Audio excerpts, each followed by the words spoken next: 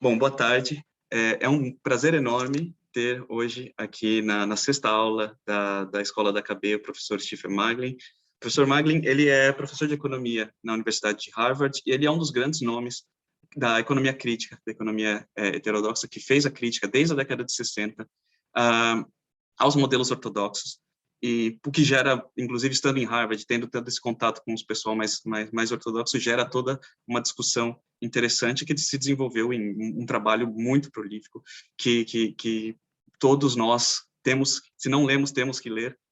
Inclusive, eu particularmente li muito do professor Marglin nos textos com o professor Amit Baduri, do modelo neocaliquiano, e eu recomendo a todos vocês a procurar um pouco mais sobre o trabalho do professor Marglin. Mas ele é um membro fundador da World Economic Association e fellow da Econometric Society.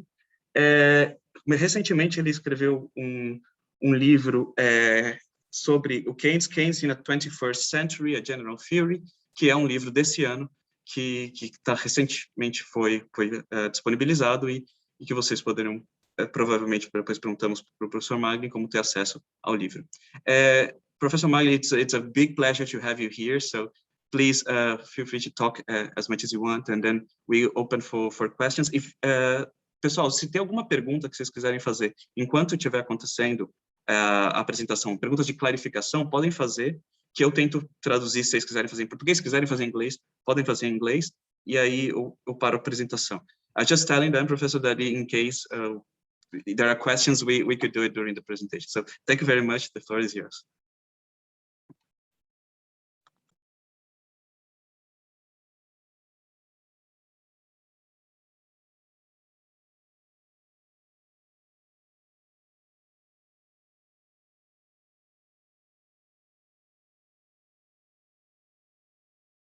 Sorry, Professor, you're muted. We cannot hear you. But I've got to unshare that screen because I forgot to put it in slide mode, and I'm not. I think you can do that clicking on the button right here. No, right? it's not coming. It's not coming up, and I'm not. Oh, I know. I've got to do it up here at top because I've got to stop the share and then put it in slideshow. Oh yeah, perfect. But yeah, now I should be able to do it. It's not working. All right, let's see.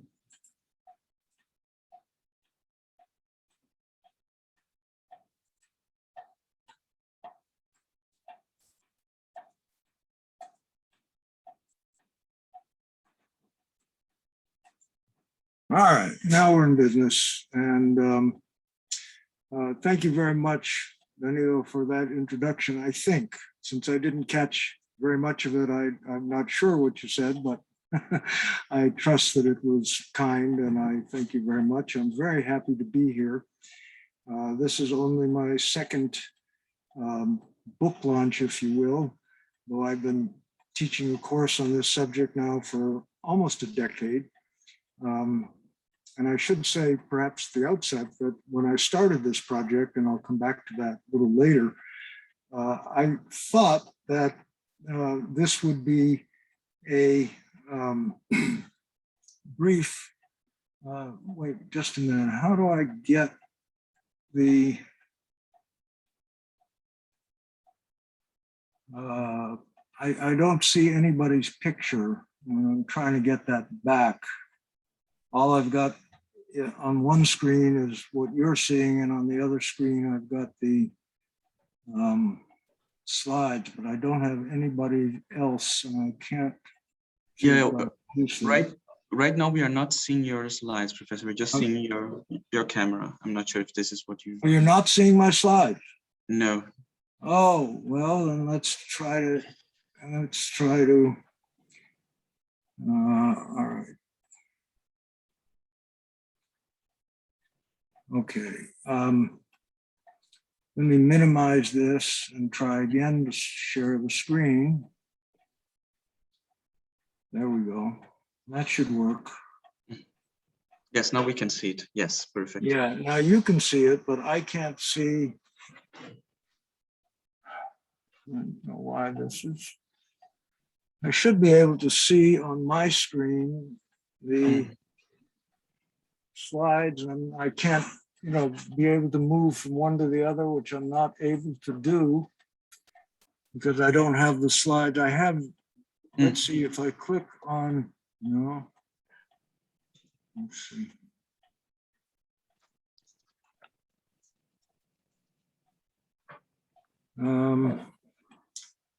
I hope somebody can help me out because I cannot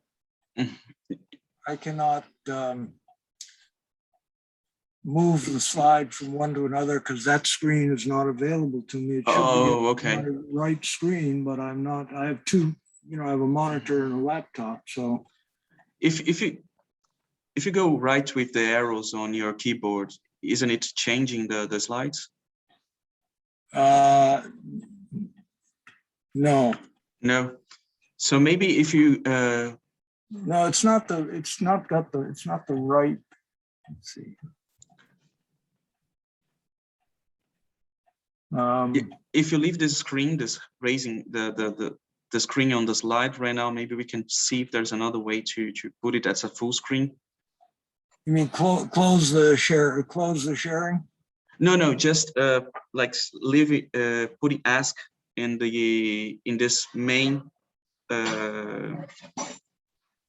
slide and leaving the presentation mode. Just leaving the presentation mode. Well, I can't do that unless I don't think I can do it unless I stop the screen sharing because I have no control over this. Oh, okay. If you go with, I'm going to stop it. I'm going to stop perfect. it, and I'm going to get out of get out of this. I see. There seem to be.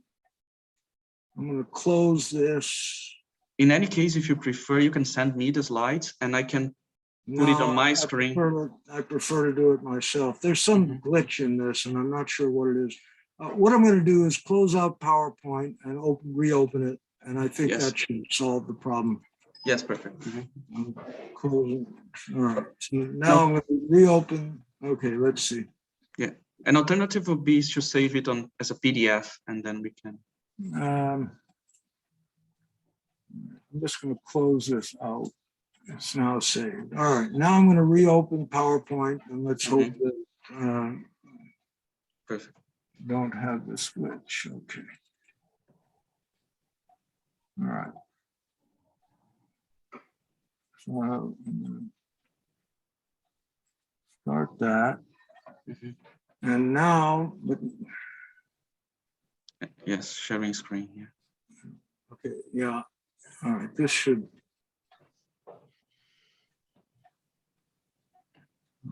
work.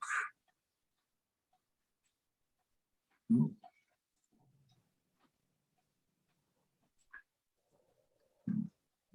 I'm going to share screen. And let's see if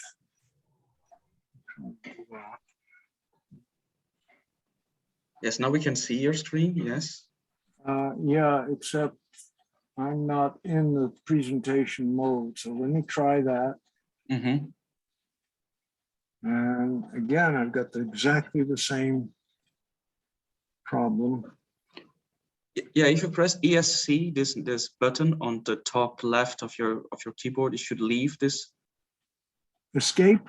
Yes, escape. All right, I've done that. Yeah, so it left this. You can put as let me see. There is an option for the presentation mode. Yeah, there's an option, but when I do that, I can't see. I don't get the the control part of it. All I get is the presentation. So, oh, I see. No, yeah, I think this is probably a problem of Zoom, because I remember there was a problem. I've never had this problem before. I've done Zoom many times. I've never done this. Well, if anyone else can help me, because I don't know. I'm going to try one more. Let's see what I've got. Yeah. Open. See, yeah. All right. If I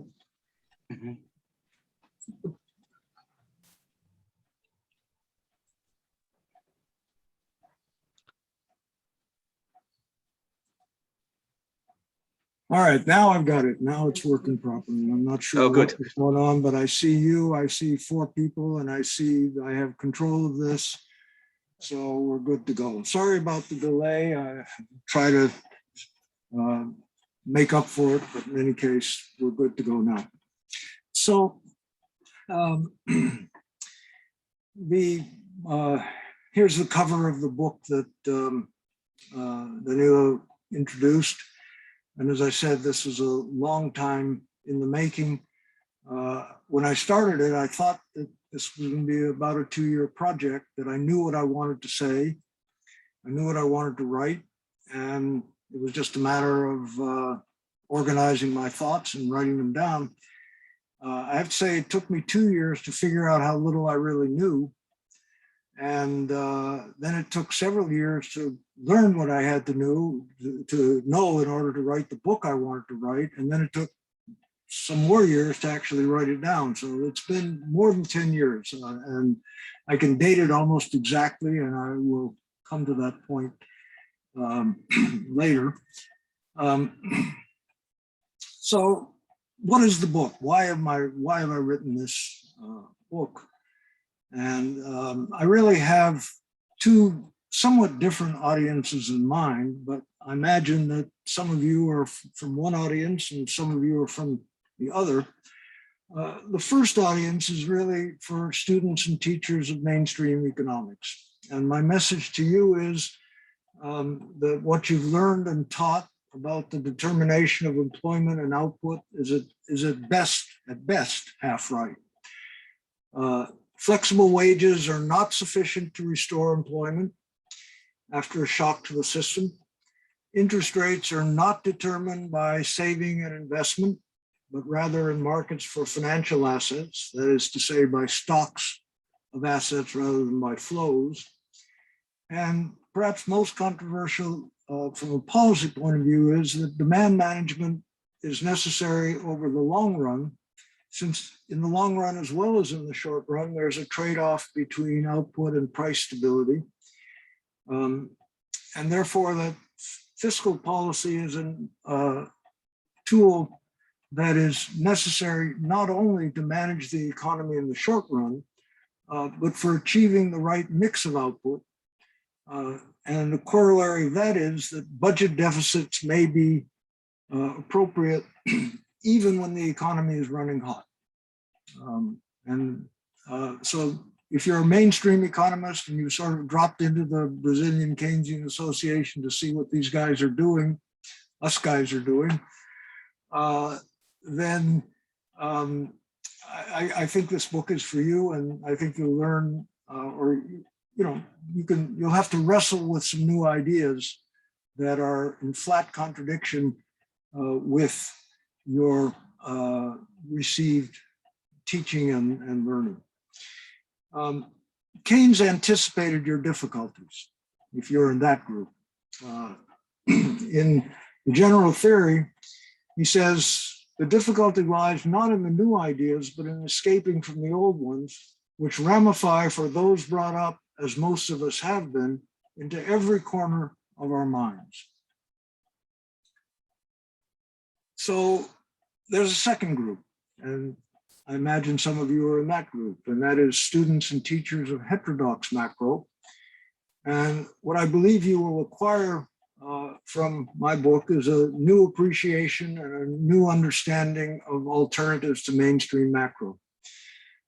There's been one review of the book so far. I'm not, it's a big book, 900 pages, so it's not something that somebody's going to read over a weekend and then dash off a review.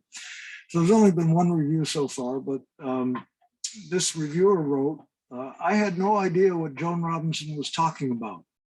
She certainly did, and now so do I. So I think everybody will learn a new approach to macro that builds on Keynes's general theory while answering his critics over the last 80 years.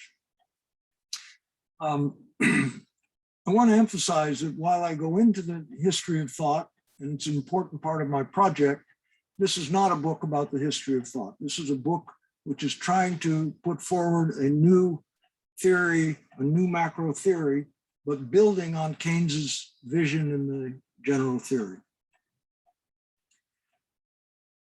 What this book is not, and I make no apologies for this, I just want to be clear, this is not a book that adds anything really to the story of one of the most fascinating personalities of the 20th century. For that, there are many alternatives. I imagine there are 100 biographies of Keynes, and that's probably not an exaggeration. If you are interested in Keynes the man, Keynes the whole person, Keynes in the 20th century, then here are two books which I can strongly recommend to you. The one on the right is kind of a classic biography of Keynes by Robert Skidelski. This book, of which you see the cover, is I think, roughly 1,000-page condensation of his 3,000-page, 3-volume biography of Keynes. And he's worth 3,000 pages. I mean, a more recent biography, very well received, and I think deservedly so, which emphasizes Keynes as public intellectual, is the one on the left by Zach Carter, called The Price of Peace. This came out, I think, right in the beginning of the pandemic, and unfortunately, but it's still, you know, it was well received and widely read, and I strongly recommend it. The only thing that I want to mention about Keynes, other than Keynes's economics and other than particularly the economics of the general theory, is Keynes's membership in an important part in the Bloomsbury group, so-called because this was a group of mostly artists, and writers and public intellectuals, I guess fair to say, the most famous of whom besides Keynes himself was Virginia Woolf, her husband Leonard Woolf, Lytton Strachey, the painter Duncan Grant, a variety of people, and they lived in the Bloomsbury section of London and came to be known as the Bloomsbury Group. Here is the Gordon Street on which Keynes had an apartment from 1916 till his death in 1946. And this is the particular apartment that he occupied. And you can see that plaque which commemorates Keynes's occupation of that space. And you can see that I made a pilgrimage there about 5 years ago. And I recommend the pilgrimage as well as the biographies for those of you who are, as I say, interested in Keynes the man and public intellectual, as well as and patron of the arts, as well as Keynes the economist. But my book doesn't go into any of this. My book is focused, as I said, on Keynes, the author of the General Theory of Employment, Interest, and Money. And of course, that raises the question, well, you know, the book has been around for 85 years. It's been well read, well digested, much criticism. What is the need for yet another book on Keynes? And I've already kind of indicated that this isn't really a book on the general theory as much as it is a book that builds on the general theory. But in order to understand what I am trying to do with Keynes's vision of how the economy works, does require some reconstruction and some history of thought, some history of the economy, and some history of politics, which occupy the first several chapters of the book. So today I want to talk mostly about the rise, fall, and resurrection of the general theory.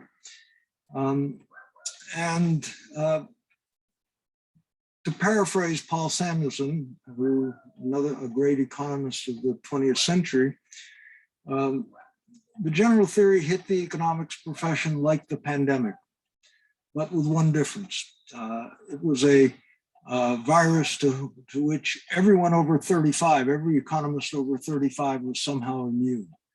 So it captured the attention of the younger generation, even though they were very confused about what the argument was. It's not a well done book, even though Keynes as a writer is well known and deservedly so again, for being a good writer compared certainly to other economists.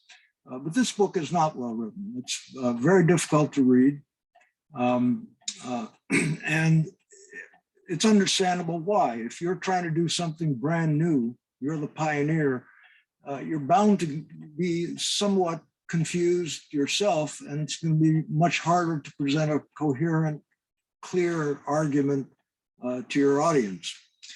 But nonetheless, Keynes, as Samuelson said, captured the imagination and the minds and the hearts of the younger generation of economists who struggled with the general theory, but came to adopt its basic way of thinking and its basic ideas. Keynes was first and foremost interested in policy. He was, you could say, a policy wonk, but a policy wonk with a flair, and a policy wonk with many other dimensions to his life. But his basic innovation was to argue for the limits of monetary policy and the necessity of fiscal policy and as tools of managing a capitalist economy. Now, there's already some heresy there compared to the orthodoxy of its times, and even compared to the orthodoxy of today, because the virtue, the beauty of a capitalist system, according to the received doctrine, was that it doesn't require any management. The invisible hand manages a capitalist system, and it produces an efficient outcome. And that efficient outcome includes, but not limited to, of course, full employment. That is a job for every willing worker. So there's no involuntary unemployment. In fact, the very idea of involuntary unemployment was somehow very hard for people to get their minds around, because the idea was if the system was operating as it was supposed to, without frictions, without rigidities, perfectly competitive system, then there would always be a job for every willing worker. If there was some kind of shock to the system would automatically correct itself, and people would live happily ever after.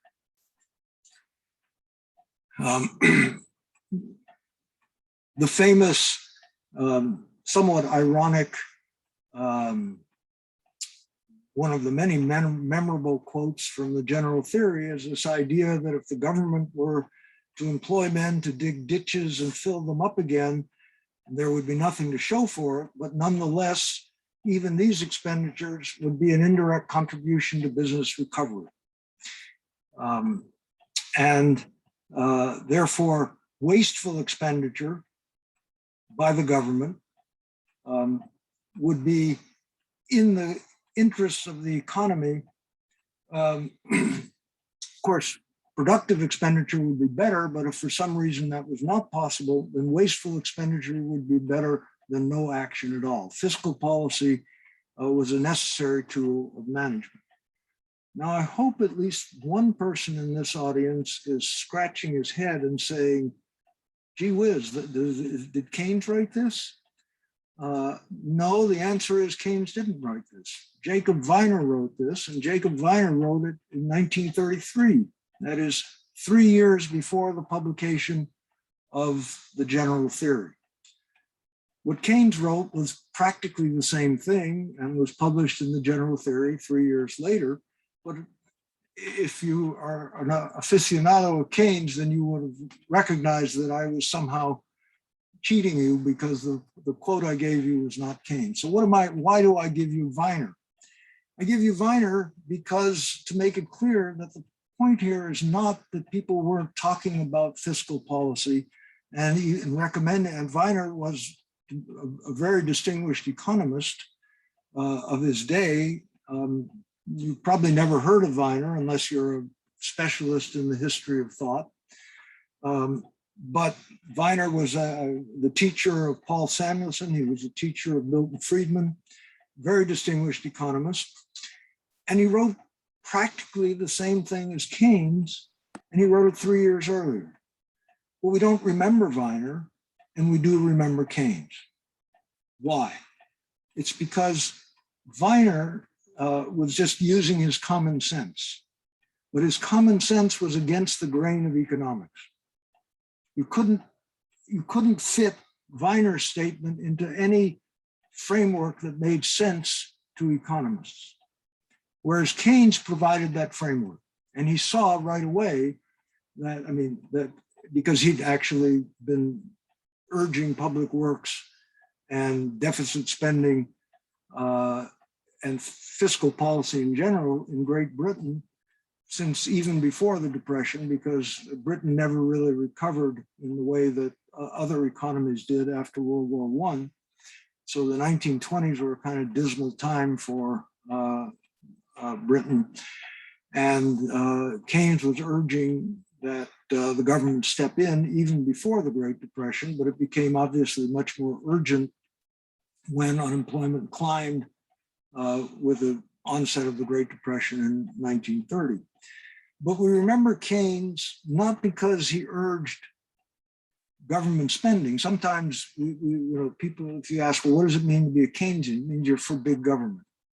Well, there's some truth in that, but not much. But what Keynes did was to provide the framework in which government spending as a tool of managing the economy made sense, because first of all, Keynes argued that the economy could not manage itself, that the economy was not self-regulating, but it required the visible hand of the government to supplement the invisible hand of the market, and that the obvious tool of the visible hand, monetary policy, might not work. And he offered an explanation as to why it might not work. And what he offered as a supplement to monetary policy was fiscal policy. So Keynes had, therefore, three objectives in the general theory. Policy objective was paramount, but in order to support the policy objective, he needed a new theory. And he needed a theory in which his policy recommendations actually made sense. And that was the appeal of the general theory to the generation of economists who came of age in the 1930s. That it's not that they were, that their teachers, orthodox teachers, didn't understand that there was unemployment. You just had to look out on the street and you could see there was all these unemployed people. So it's not they didn't know there was unemployment. It's that their theory told them that the unemployment was temporary and the best thing the government could do was nothing.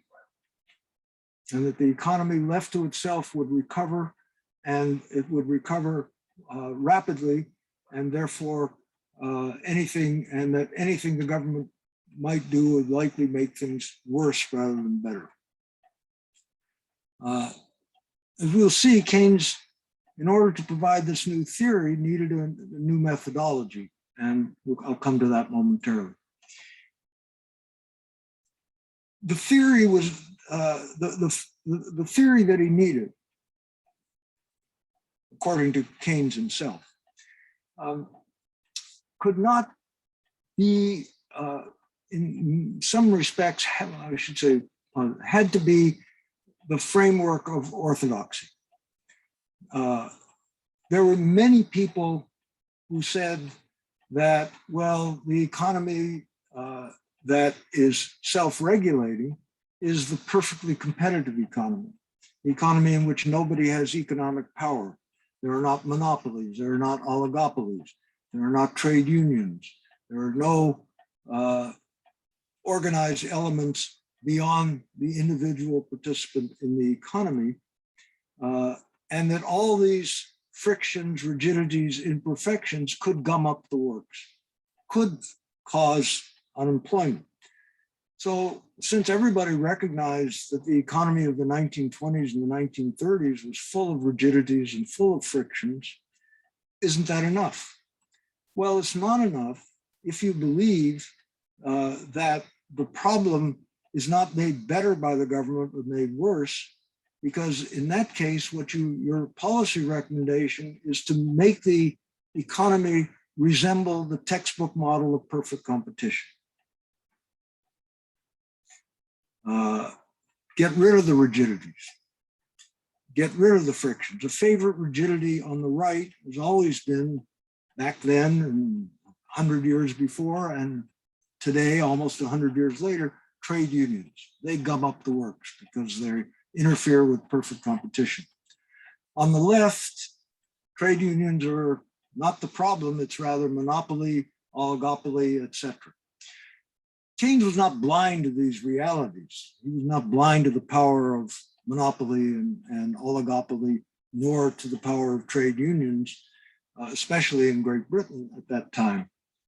But his argument was that in order to convince his fellow economists, he had to be able to argue that even a perfectly competitive system without rigidities, without frictions, would be prone to the same problems of unemployment that were the case in an actual economy of frictions. So he framed his argument in terms of perfect competition. And in this respect, I follow Keynes, and because I agree that it's a losing battle to argue in terms of frictions and rigidities, because the orthodox answer to that is, well, let's just get rid of the frictions and rigidities. And in any case, frictions and rigidities are short run in nature. So that if we are talking about the long run, don't have to worry about frictions and rigidities. And indeed, what's left of Keynes among the orthodox, the so-called new Keynesian economics, is an economics of rigidities and frictions. I was once talking about my book project with a prominent new Keynesian economist over lunch. And first thing he said, well, what's your rigidity? I said, I have no rigidities. My rigidities are people, but we'll come to that. Keynes uses the term attack them in their citadel.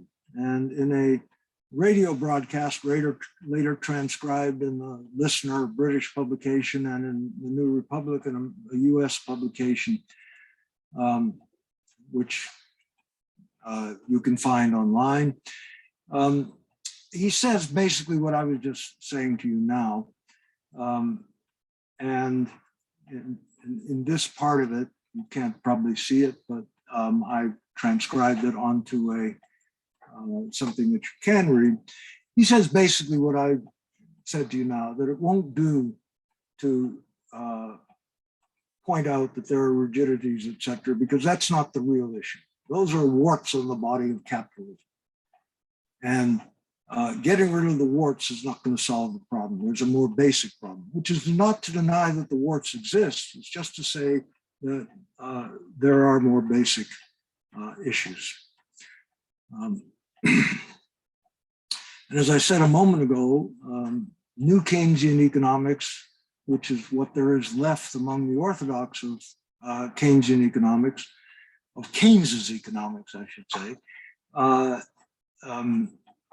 had no disagreement, has no disagreement with the avowed enemies of Keynes, led by Milton Friedman and his disciples, who argued 50 years ago that Keynes's theory, his particular theory is wrong, and we don't have to pay much attention to it. He says it's been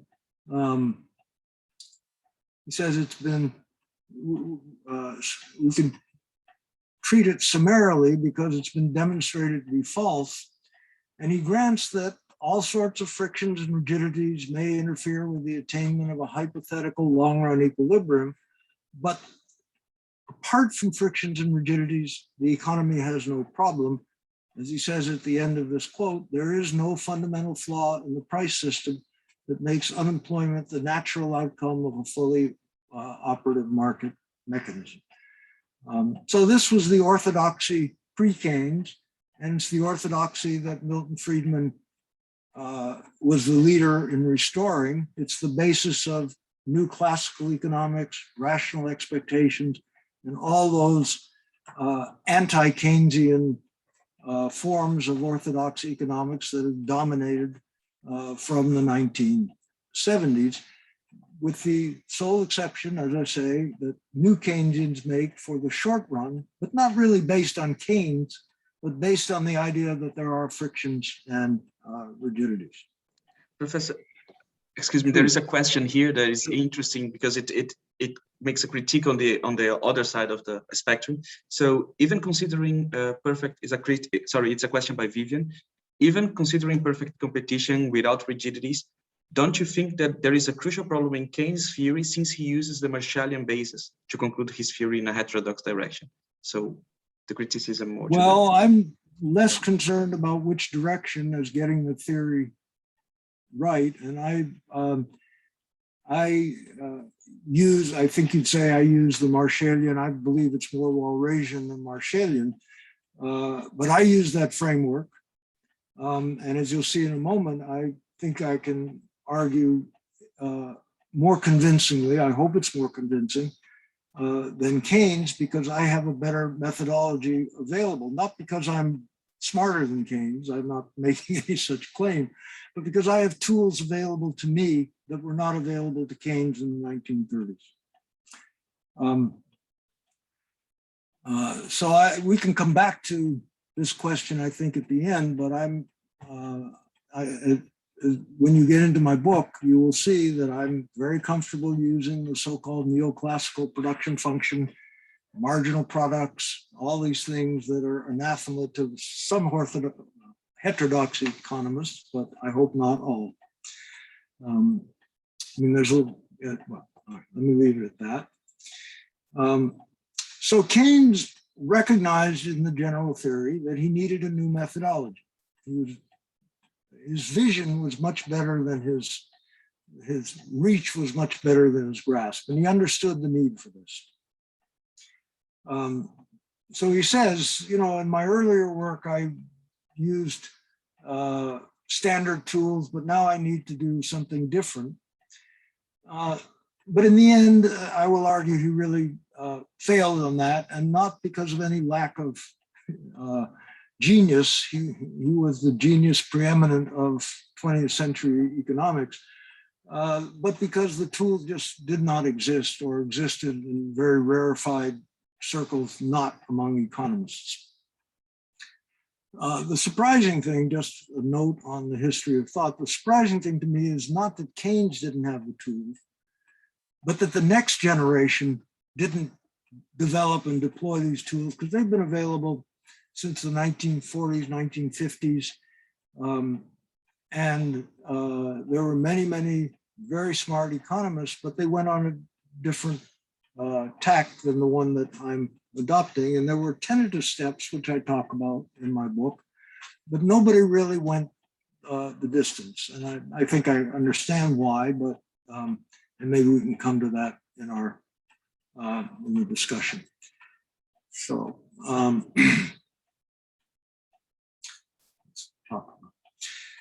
so I want to talk briefly about the fall of Keynes, and there are three elements to that. There's a political element, there's the economy itself, and then what I'm going to spend most of the time on is economics. But I just want to say a word about the politics of it, the economy, and you have to take a step back in time historically and realize that when the young people of the 1930s, Samuelson et al.,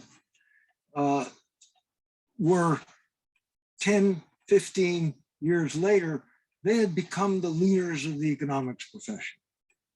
But 10 or 15 years later, after the publication of the general theory, was one of the darkest chapters in the US political history.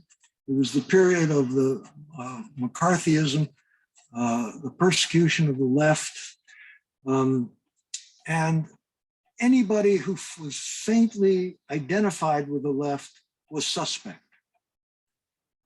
Keynes, who in my view was always a staunch bourgeois, pro-capitalist person, economist, public intellectual, fell under this cloud and is considered by some, this is clearly a debatable issue, but if you want the side of the story that argues for Keynes as something other than a defender of bourgeois capitalism, I would recommend to you Jim Crotty's recent book, Keynes Against Capitalism, in which he argues that Keynes was indeed a socialist, which I think is not laughable, but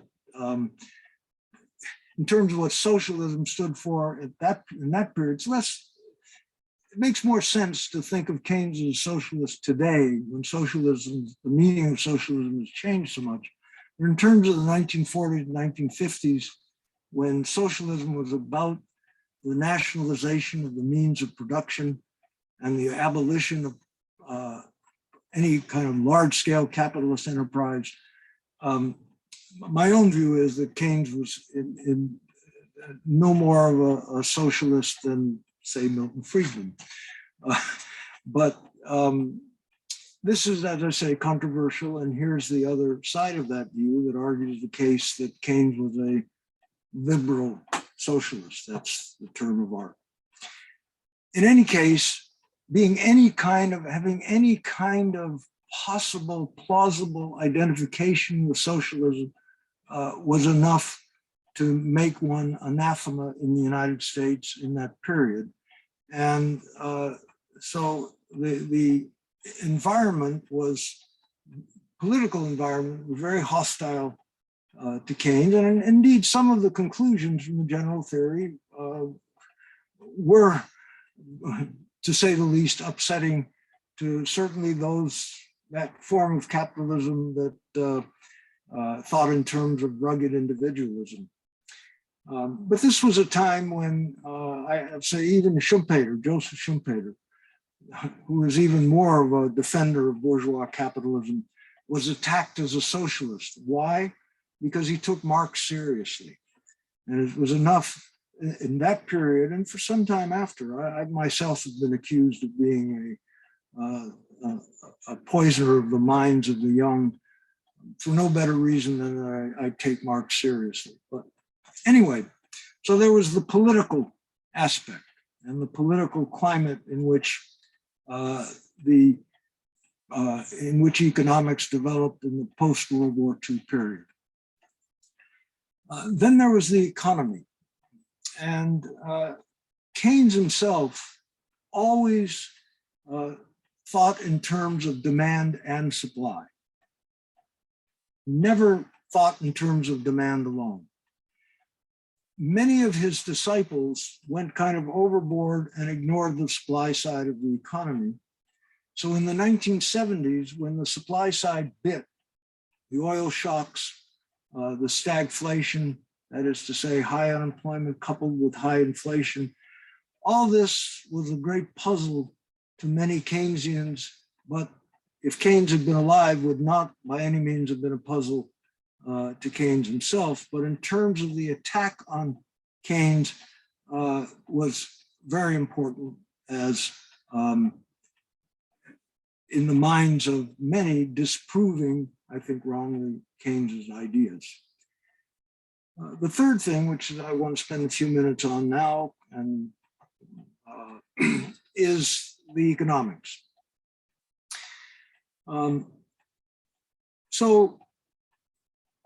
Keynes, while arguing that his theory did not depend in any way on rigidities and imperfections, thought it a good simplification in order to explain his theory to assume fixed money wages. It would make the exposition of the theory, would make the argument simpler, it would make the exposition simpler. It was kind of scaffolding to the theory. It's like you build a building, you have all that scaffolding, and then when the building is built, you take the scaffolding away. Well, that's what Keynes did at 2/3 of the way through the general theory in chapter 19, which bears the title Changes in Money Wages. So he drops the assumption and then tries to argue that the assumption of rigid money wages really wasn't crucial to his argument at all.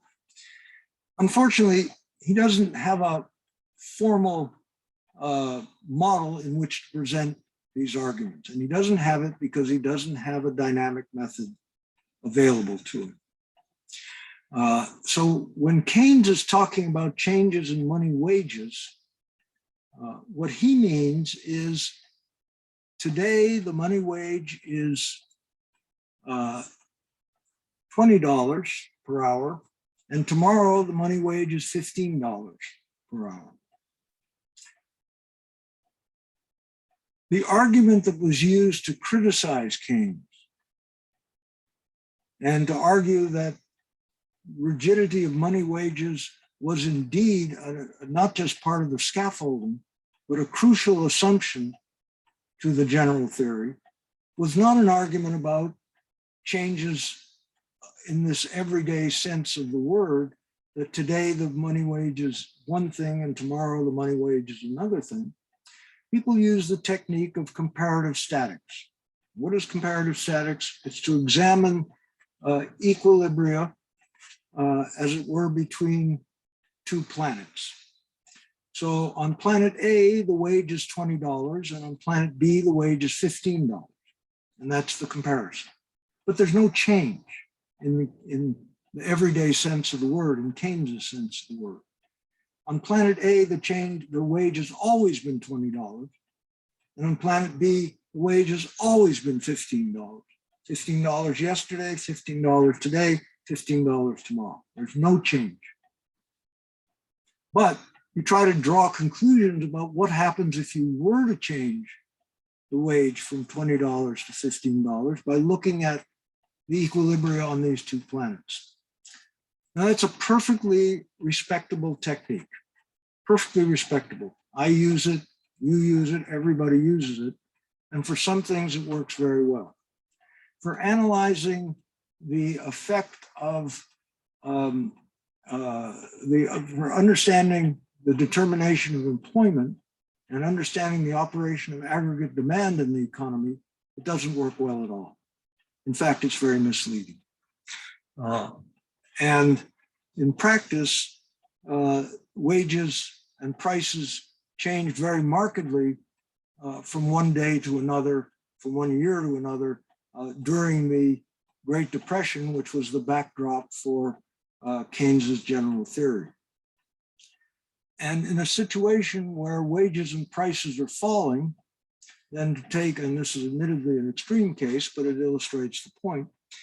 In the US, the price of wheat fell between 1920s and 1931, an average of $1.18 in the 1920s per bushel, that's 60 pounds, roughly 25 kilos, to 38 cents.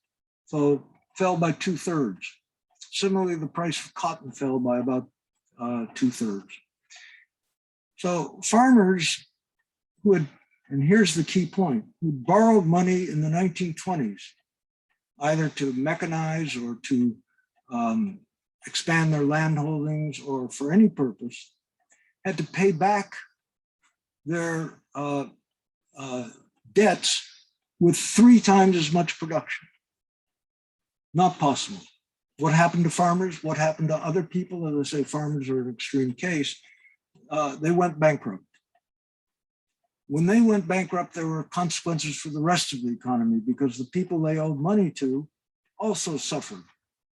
And there was a ripple effect and a downward spiral. You don't capture this by comparative statics because on planet A, the price of wheat was always $1, is always $1.18, and on planet B, it's always 38 cents. So the problem that comes from changing from one to another in terms of the effects on debt, bankruptcy, etc., don't ever show up.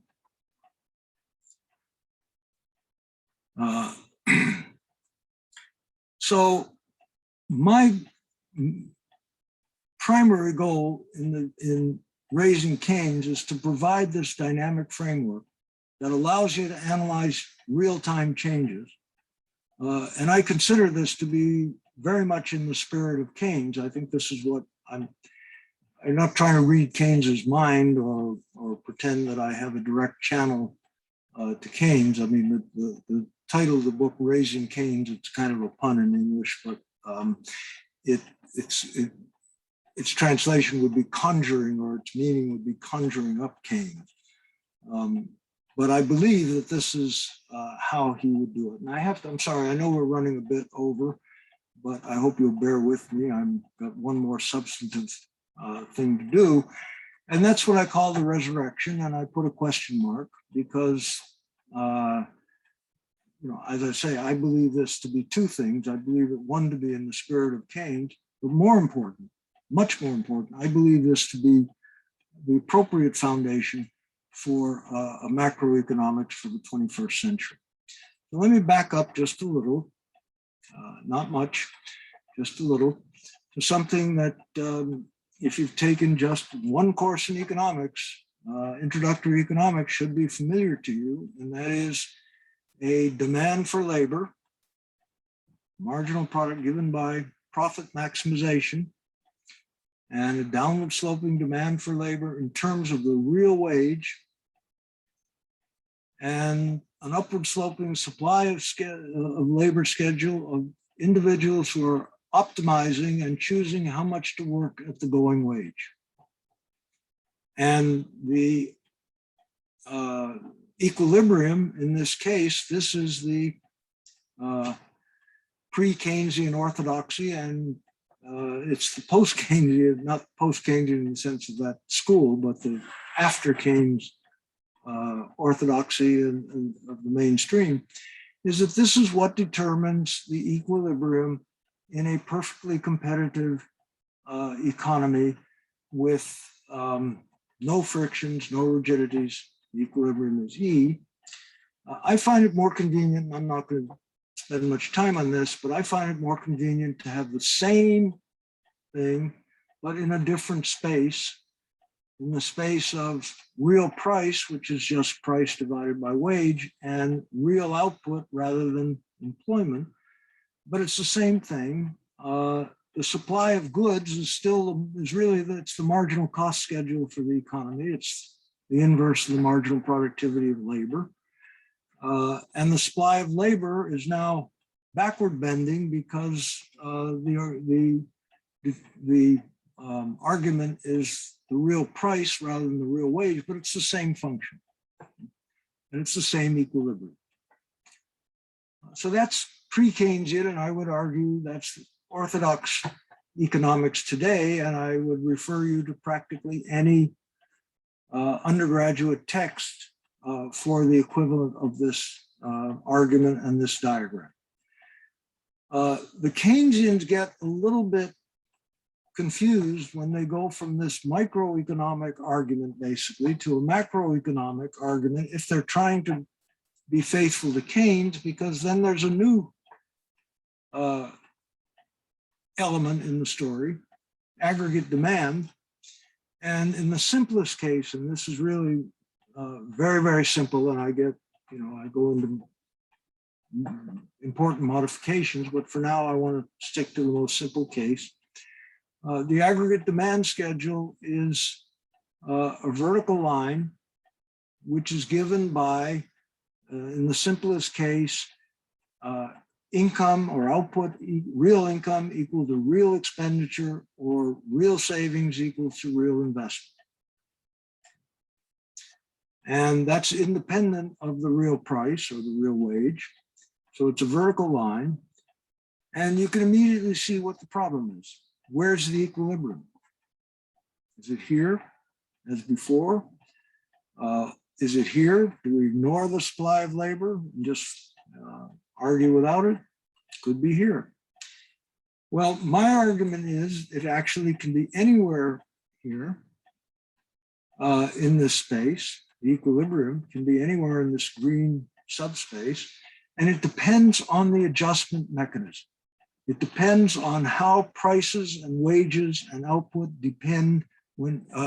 change when you're not in equilibrium. And therefore, you have to start with the adjustment process, because you can't even define equilibrium without first defining an adjustment process. Once you define an adjustment process, then you could have an equilibrium anywhere here, and you could have an equilibrium such as E, in which how is E in equilibrium? Well, it's an equilibrium because consumption plus investment equal output, and because there's unemployment, you're to the left of the supply of labor schedule, wages are falling, and because the price, the real price, exceeds the real marginal cost. The real price is given here, approximately 4, and the marginal cost is given by the supply of goods schedule, so about 2. So price exceeds marginal cost. So producers are reducing prices in order to sell more goods. It's an equilibrium if the rate at which prices are falling is the same as the rate at which wages are falling. So again, wages are falling because of unemployment. Prices are falling because producers wish to sell more and find it profitable to sell more, and they reduce prices in order to sell more goods. And this is indeed what happened in the Great Depression. Prices and wages fell, and they continued to fall until there was what in the jargon is called a regime change, until policies were taken in which the government interfered in the operation of the economy and entered into the operation of the economy and took actions which moved the aggregate demand schedule in the direction of greater employment. But the aggregate demand schedule is not going to move by itself. It needed a regime change in order to move it. So that's the basic fundamental novelty of raising Keynes, and that occupies all this argument that I've given so far. However, only occupies 8 chapters of 20, more or less. And the rest of the book, I'll just go over in 2 minutes because I can see that we are long since out of time. The rest of the book, there's really 3 parts. One part goes back to the building blocks, the assumptions about consumption and saving, from Keynes's most simple assumptions, taking account of all the critiques that have been leveled over the years. Similarly, the theory of investment, Keynes' very simple theory, and I think it's defective in some ways. Most important of all is the theory of interest, which was Keynes's big theoretical innovation, apart from the whole new framework. And here, there is an important gap, which I believe that I am able to fill in raising Keynes. The last part of the book, and I'm going to skip to the last part now, examines what happens when you transpose the argument that Keynes makes in the general theory and that I develop in my book to the long run. Now, from an orthodox point of view, this is an oxymoron because Keynes has no Keynesian long run is an oxymoron. The two don't fit.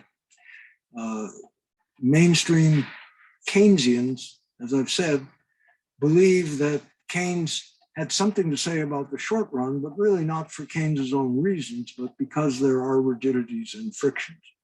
So I take that argument apart and I go through it, the reasons why it's not, it doesn't hold and why. Eu achei só pouquinho estranho. Eu achei, nem conheço o Júlio.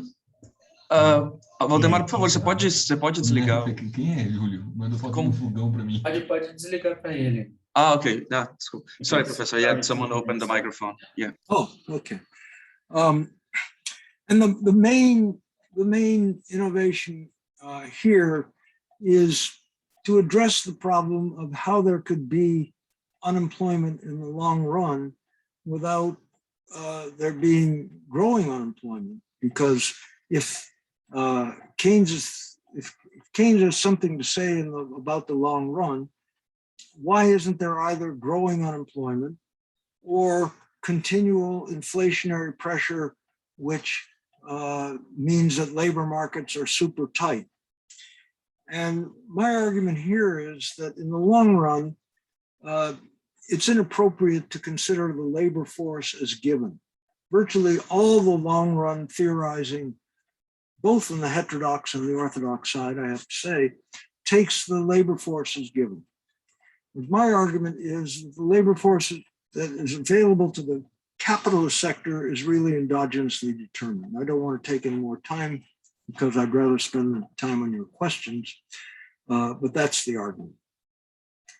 Finally, I want to come to the part that touches on most directly on policy issues, and that is the implications for fiscal policy. Occupies 3 chapters of my book. The first part of this is about countercyclical fiscal policy, managing aggregate demand to avoid the ups and downs of the business cycle left to itself. But there's a third chapter, which I think is particularly relevant to today in the United States, when the economy is recovering, beginning to run hot. And that is the question of the optimal mix of aggregate demand. Because once the government is taking responsibility for managing, using fiscal policy to manage the economy, the government really becomes responsible for the mix of investment, consumption, and those goods that are typically provided by the government, education, infrastructure, etc. And here the argument is that under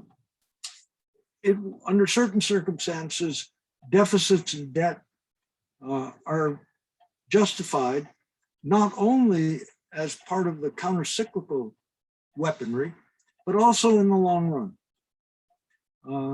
And the reason I want to end on that is that, as I say, I think in the United States today, we really are at the term of art is inflection point. I don't like that term, but I'll use it anyway. And a lot of terms I don't like that I use, in which there is really a battle for the soul of the left. The left in the United States, of course, you all know, is not the left as you understand it in Brazil or in large parts of the world. But the battle is between the traditional elements in the Democratic Party and the left that's represented politically by Bernie Sanders, by AOC, by Elizabeth Warren. And one of the economic elements of that is how constrained are we by deficits and debt? And as I say, my argument is that my argument, I think, supports the left of the Democratic Party in playing down the importance of debt and deficit in the long run. And I want to conclude by saying that my firm belief that for any new economics, and this is really the conclusion, for any new economics to take hold, it has to be allied to a new political movement. This was true of Keynes's own success with a general theory that was aligned to the rise of social democracy in Europe and the New Deal in the United States. It was true on the right, with the economics of rational expectations, new classical economics, Milton Friedman and all that, Robert Lucas, aligned to the politics of Ronald Reagan and Margaret Thatcher. And I think that a new politics is going to need a new economics, and the new economics can only thrive in conjunction with a new politics. And I offer Raising Keynes as my contribution to that new economics. Thank you. I'm sorry I went over, but thank you for your indulgence. Thank you so much, Professor. And no problems. I mean, we had this problem with in the beginning, so you went straight on time, so it's perfect. Thank you so much for following. And we are open for questions. So, pessoal, a gente está aberto a perguntas, podem colocar as perguntas no chat, e se quiserem falar vocês mesmos, coloquem o nome que vocês querem falar e a gente coloca para a próxima pessoa. So, Professor, we have some questions. I'll ask my question myself, but first I will ask the question from Luciano. So he asks, do you think that in the following years, fiscal policy will become so important as it was in the last century in the post-war? So in other words, do you think there will be a new great transformation or a crucial reform after the last decade stagnation and the pandemic crisis? So do you think that this could be the turnover, the turning point for something new? Well, as I said, I think we are at an inflection point, and there is a struggle about this, and the traditional elements of both the economics profession and the political establishment argue for the traditional conservative view, which is somewhat modified. I mean, this is Keynes's policy success, that over a broad spectrum, it's recognized that fiscal policy is a relevant tool for dealing with short-run fluctuations. Mm-hmm. So the experience with 2008, 2009 was very different from the Great Depression. The experience with the pandemic is different, but I think the Depression is a bad model for that. We can get into that. But I think the new frontier for this is not secular stagnation and the problem of what happens if the economy, the private sector just stagnates. And this was a fear at the time of the Great Depression, and they're planning for post-World War II economy, which didn't materialize then and could materialize now, but who knows? But I think the new frontier is what happens, what is the role of the government and what is the role of deficits and debt in an economy that's running hot, where we are at something like full employment, which isn't a magic number, but we're not in a situation of massive unemployment. And what are the fiscal constraints and how do they compare with the increasing recognition of needs, economic needs that only the government can satisfy? So I don't know the outcome of this, but I think I'm much more optimistic, I must say, than I was 2 or 3 years ago, that for the possibilities of a new economics, because I think we see the possibilities of a new politics. Now, it's clearly not decided. I mean, we know in both our countries that right-wing populism is a very strong force. And the fact that Trump was defeated in last year is not going to make it go away. It's not going to make it go away in Brazil in 2022 if Bolsonaro is defeated. It's a very strong force, and we don't know the outcome. But I think there is a possibility of a transformation of US politics, which I did not see a year ago, 2 years ago. Thank you very much for the answer, Professor. I'll do the following. I'll ask a question and connect it to a question by Alice, because this is very well connected. And then we have, after that, Fernando Ferrari, Professor Ferrari will ask a question. And then we have many more questions, actually. So we'll go until Professor Ferrari's question, then we can go for a second round after that, because then we have many questions. My question is regarding the audience of the book, because then you're making direct dialogue with the new Keynesians.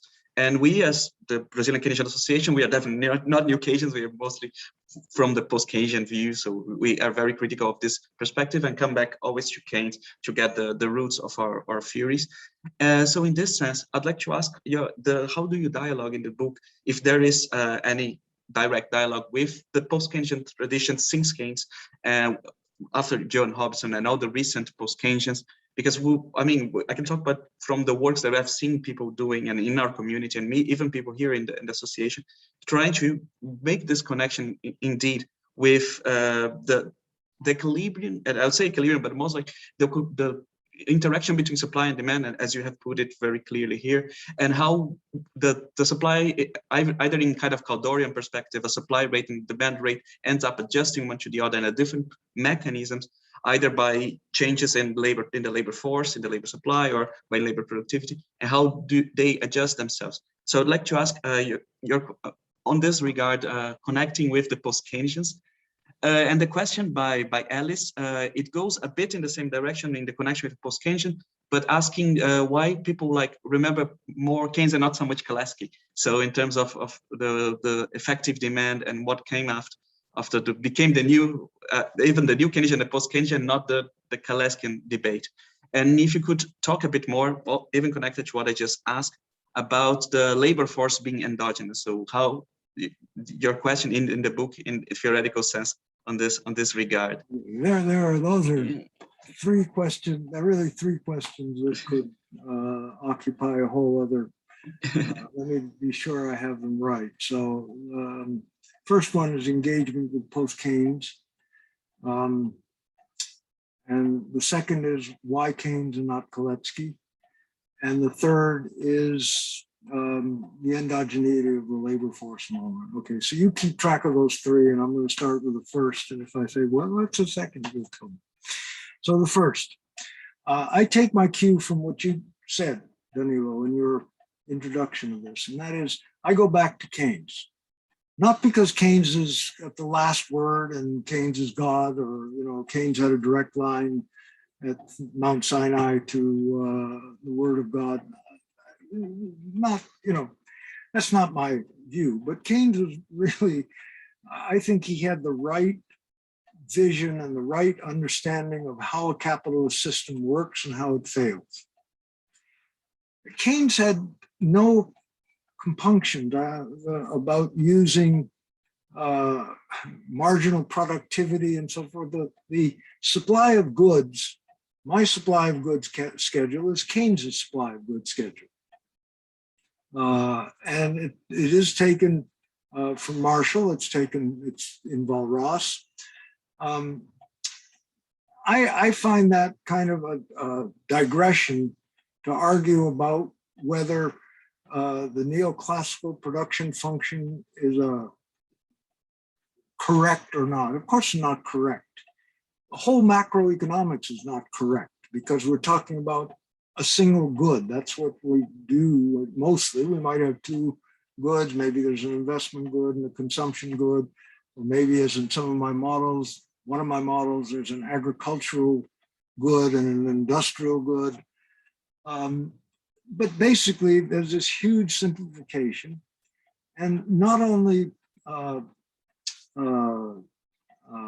post-Keynesians and other heterodox economists, but even very careful mainstream economists have explained why aggregation is not possible. So that there's no logically 100% workable way of going from many goods to a single good. So of course we're simplifying, and of course the map is not the territory. I, for one, and I think again, I'm on the same wavelength as Keynes, I find a lot of the mainstream apparatus to be useful.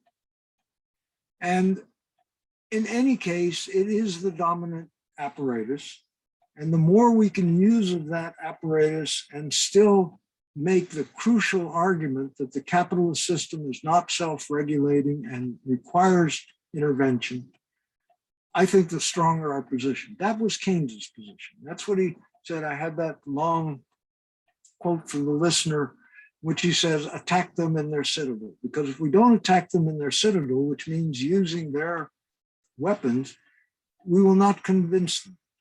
And I think it's important to convince, I'm not trying to convince people my age. Let me be very clear about that.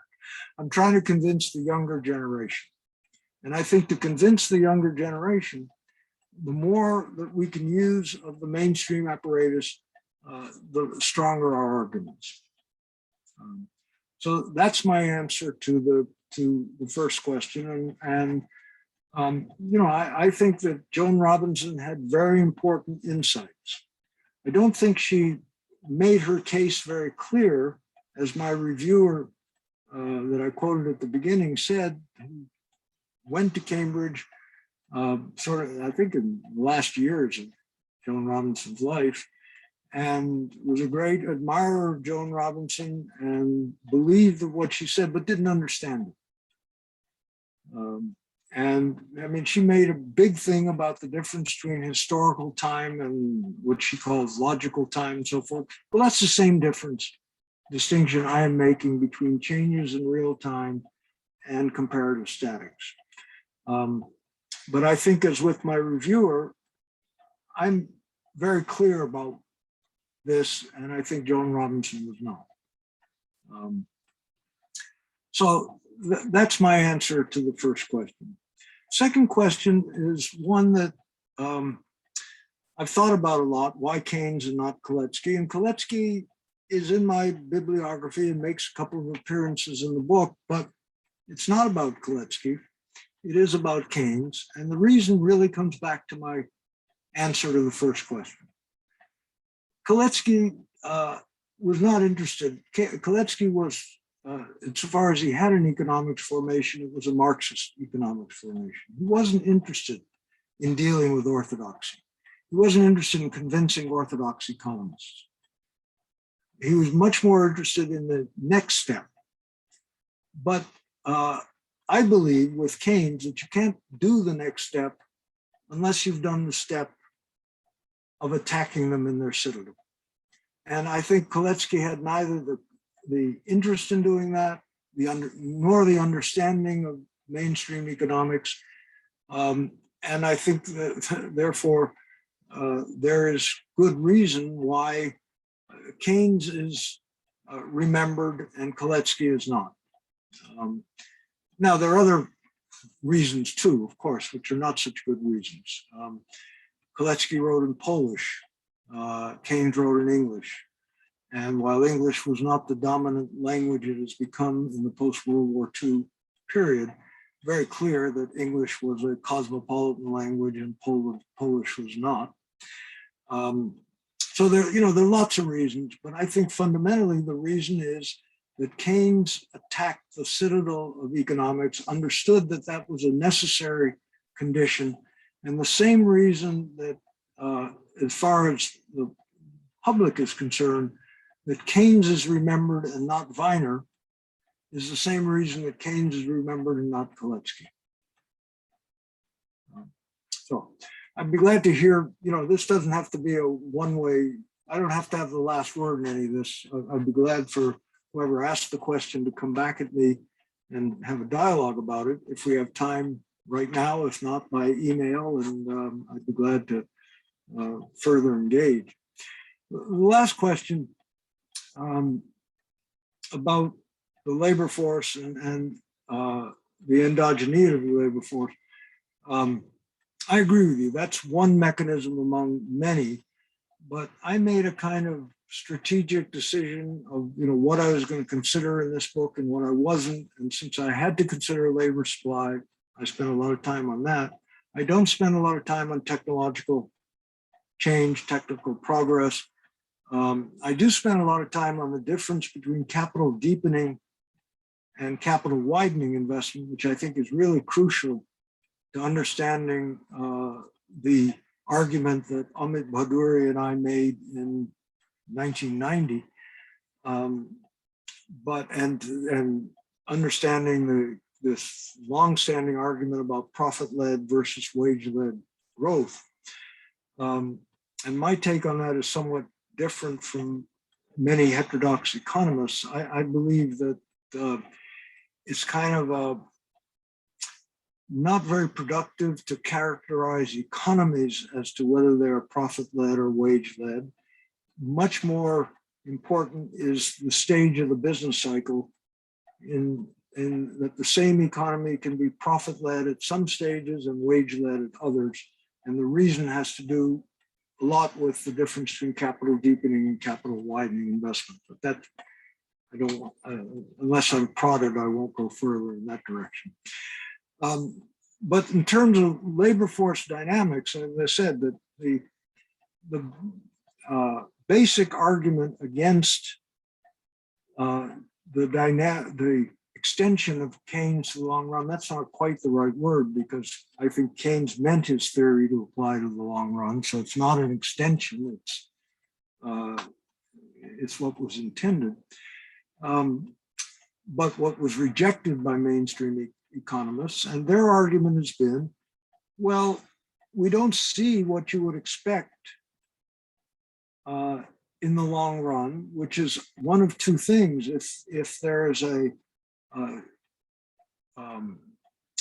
fundamental difference between aggregate demand and supply, then why doesn't this show up either with aggregate demand continually falling short and falling more short of supply, or running ahead of supply and therefore creating perpetual inflationary conditions? And the implicit assumption there is that labor force growth is given. My assumption is that, first of all, we have to think of the capitalist sector, and this should be easy to do in Brazil, as embedded in a much larger economy. And the growth of the capitalist sector can exceed the growth of the economy because it can draw on labor resources from other sectors. You have this huge informal sector, and its size and growth depend on what's going on in the capitalist sector. In the US, we've drawn on various sources for labor resources for the capitalist economy. Agriculture until about 1950. Immigration since the beginning and before the beginning of the United States. And in the last 50, 60 years, the not migration, but the women joining the paid labor force in addition to their duties and their work outside the paid labor force. So we've always had various sources of labor to augment the natural growth of the capitalist sector. And that's why I argue that as far as the capitalist sector is concerned, the growth of the labor force is really demand determined. And you could think of the labor force as basically, labor supply is basically endogenous.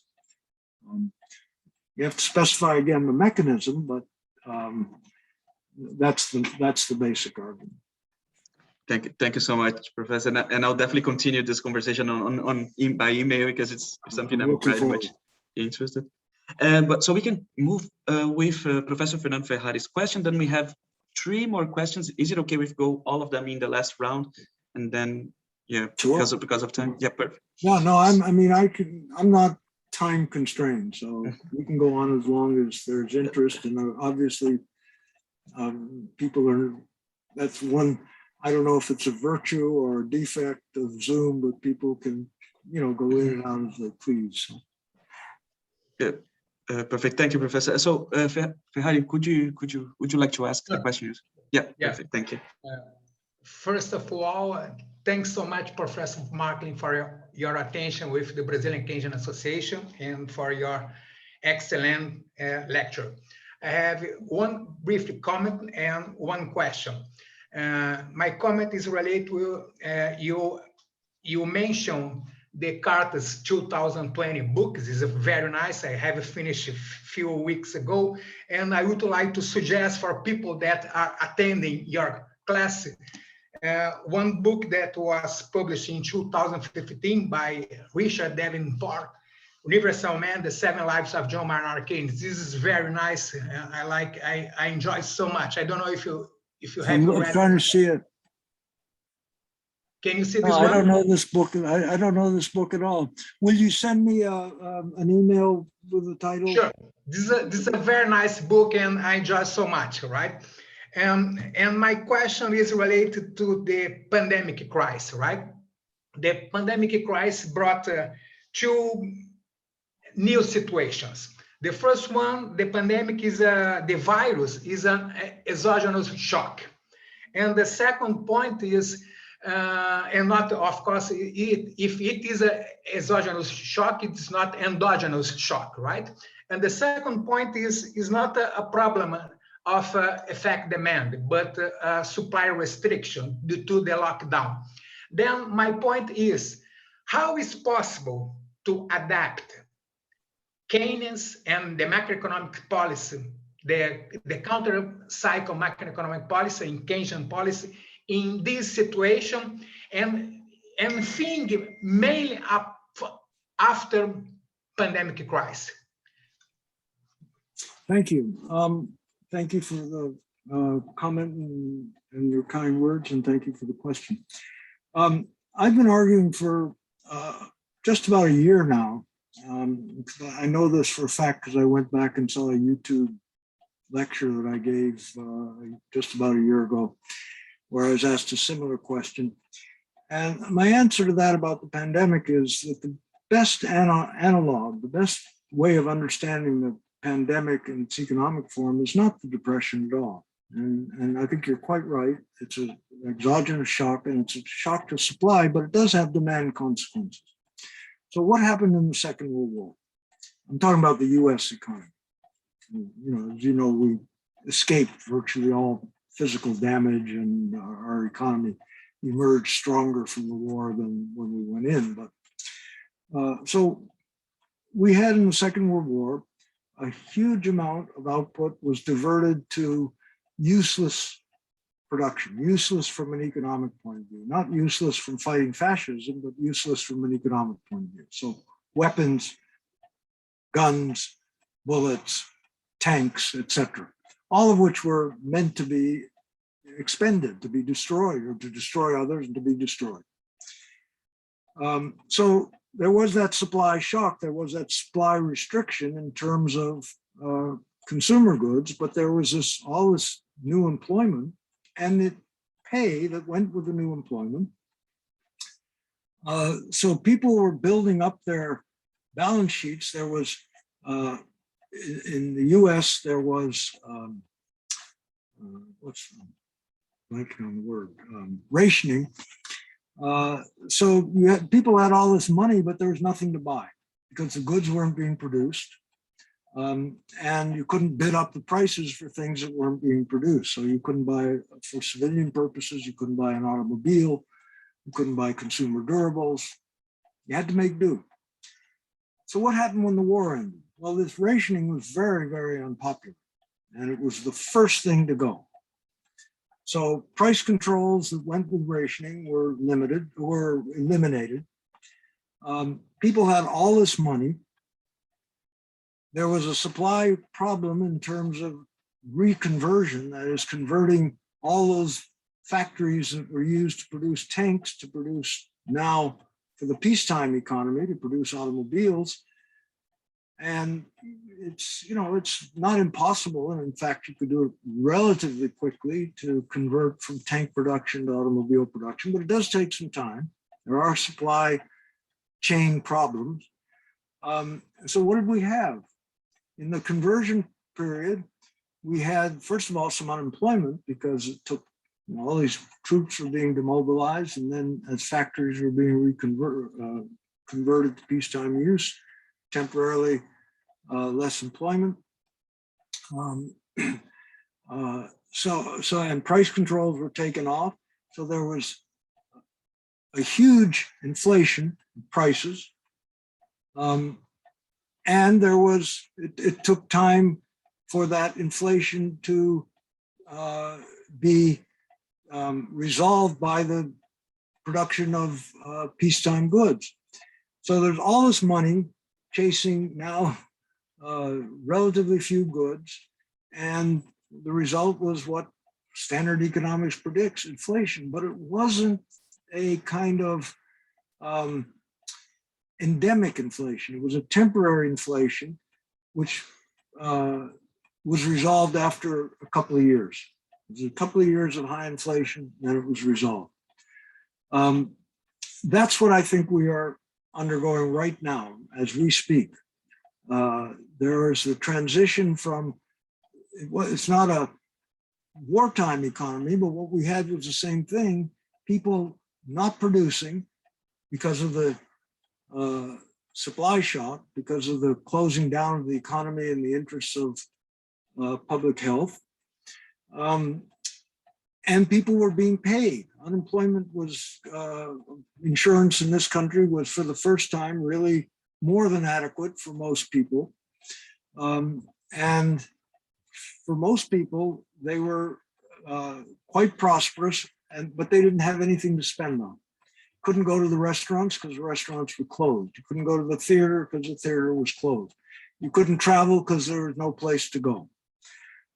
So same as in World War II, people's money balances, saving increased tremendously.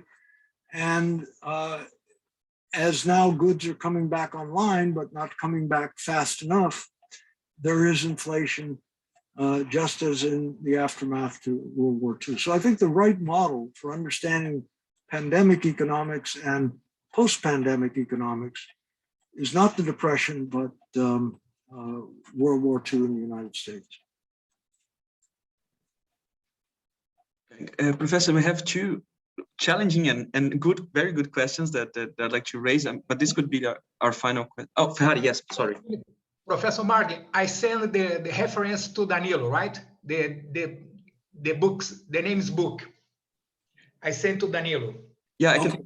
What I can do is I can send an email, Professor, after with this reference, and I can add it. Thank you. Thank you. So the question, the first question is about Bidenomics and the current situation. I mean, the question is, to what extent does Bidenomics really represent Keynesianism, and what are the current economic challenges in the light of Keynes thinking? I think this is a very, very emergent question. And the final one, which is also really interesting, is in the global South. So Keynes' idea had great repercussion in the North, both after 1929 and after the World War II.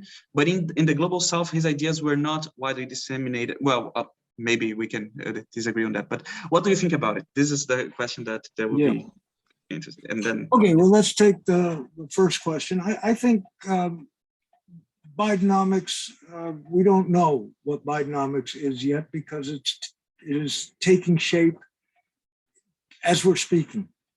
And as I said before, there is a huge part of the Democratic Party which is stuck in 20th century orthodox economic thinking. And there is the progressive wing. I don't like that term very much, but I'll use it again. I don't like it because it assumes that we know what progress is, and I'm a little uncertain sometimes about what progress is.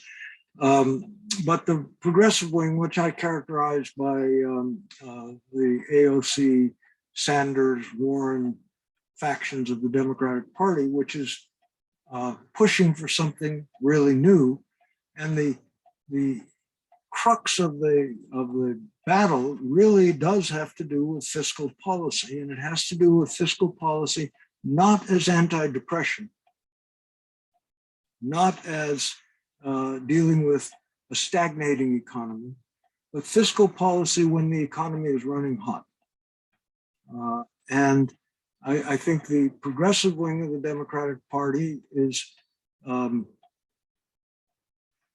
they haven't read my book, I'm sure of that, but like Monsieur Jourdain in Moliere's Bourgeois Gentilhomme, they're speaking prose for 40 years without knowing it, just as the New Deal encapsulated much of Keynes's thinking, but not because they had read the general theory, because the general theory hadn't been published yet, but because they're on the same wavelength. So I think there's a battle. I think Biden is a lot like Franklin Roosevelt. He's a standard centrist politician with no particular agenda of his own. But in Roosevelt's case, he was shaped by his times and became the great president of the 20th century because of his willingness to experiment, his willingness to embrace new ways of thinking, new ideas, even if he would have rejected the theory that Keynes was putting forward, or made no attempt to understand the theory. That wasn't his métier.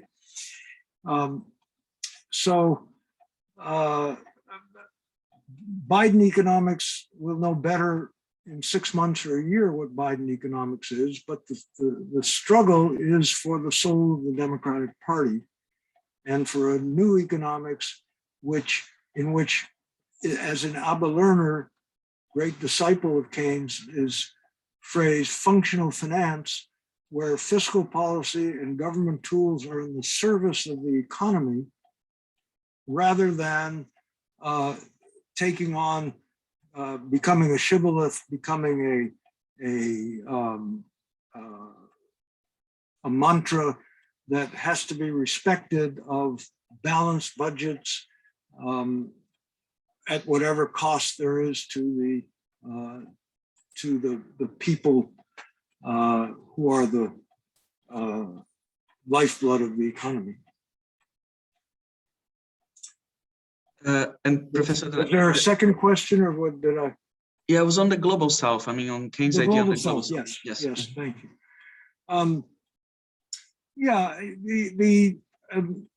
I think Keynes was in the post-war period relevant, and Keynes is relevant today in the global south.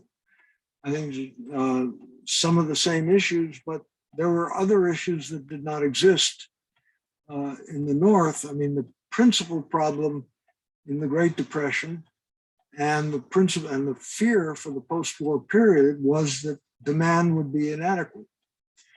This was not the principal fear in the South. The principal fear in the South was that even if that problem could be solved, the economy was very poor, and there are issues of structural transformation that are still being worked out in practice and still being debated, which doesn't make Keynes irrelevant.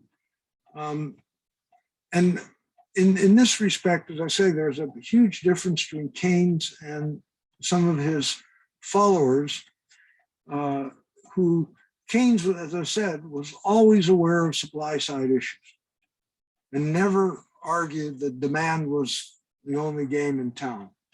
Some of his disciples ignored the supply side, and when the supply side bit in the form of the oil shocks of the 1970s, the Keynesian part of the economics profession was really caught off guard. And as I said, that dealt a blow to the Keynesians of the day, but Keynes himself, had he lived beyond 1946, would not have been surprised that the supply side mattered, and he would not have argued in the South that the supply side doesn't matter. Thank you so much, Professor. I think this adds another topic for the email exchanges, because then all this discussion with the structuralism and how it links with the Keynesian theory and adopts it. But I think we're over time, but I would like to thank you so much, Professor, for your willingness to come here and be with us in the Brazilian Keynesian Association. It was a pleasure to have you here. And we recorded the lecture. We are going to make it available for the students. And also I can send you the link as soon as we finish it. And thank you again in name of all of us. And I don't know, maybe Fabio, if you'd like to say some words as the president of the association. Thank you again. Well, thank you very much, Danilo, for being the chair of this very nice lecture. Thank you very much, Stephen. We see each other again next Thursday in the special session at the meeting itself. This is the summer school of the Brazilian Keynesian Association. And I hope that you have enjoyed this session as much as we have enjoyed. Thank you very much. The pleasure was certainly mine, and I'm very happy to be with you. The only thing I would have preferred was that the meeting had been in person and I could enjoy once again being in Brazil. And I look forward, inshallah, to a time when that's going to be possible. Thank you all very much for attending and for your questions and comments. And I look forward to further exchanges. Thank you. Thank you very much. And for sure, soon we can have you here in Brazil with us personally.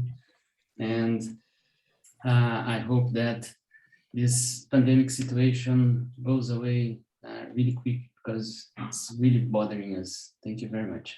Thank you. Muito obrigado, vou falar em português, muito obrigado a todos pela presença. E amanhã a gente continua com a Escola da AKB, com duas aulas, uma do Ricardo Suma, outra da FJ. Então, todos convidados amanhã de manhã para continuar com isso. Thank you so much, everyone, and we can close the session. Thank you. Okay, bye-bye. Thank you. Bye-bye.